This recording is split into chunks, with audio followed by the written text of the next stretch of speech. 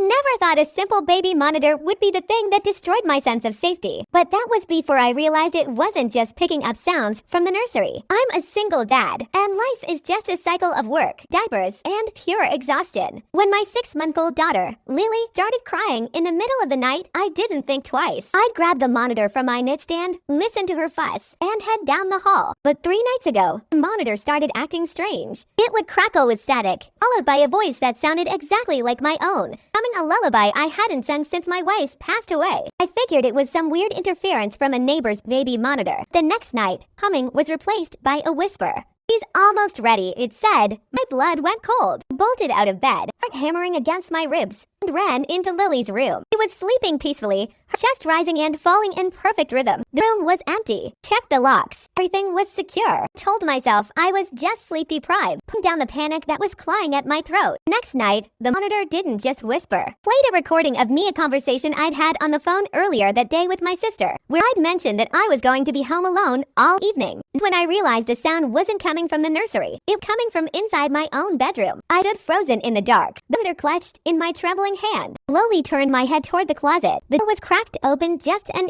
inch. Breathing hitched as I watched a small, blinking red light, the charging indicator of a second optical monitor hidden deep in the shadows of my own clothes. "I'm ready now," the voice from the monitor whispered. But this time, it didn't come from the speaker. It came from directly behind my left ear. I didn't turn around. I couldn't. I felt the cold, sharp press against my neck, and the voice sighed, a pure, twist satisfaction. "Such a good father," it murmured, but I've been waiting for a turn to play with the baby, too. As the house went deathly silent, I realized the most terrifying part wasn't that someone was in my home. They had been living in my walls for weeks, watching me, studying me, waiting for the perfect moment to switch places. The nursery door creaked open, and as my daughter began to stir, I knew I would never see her again.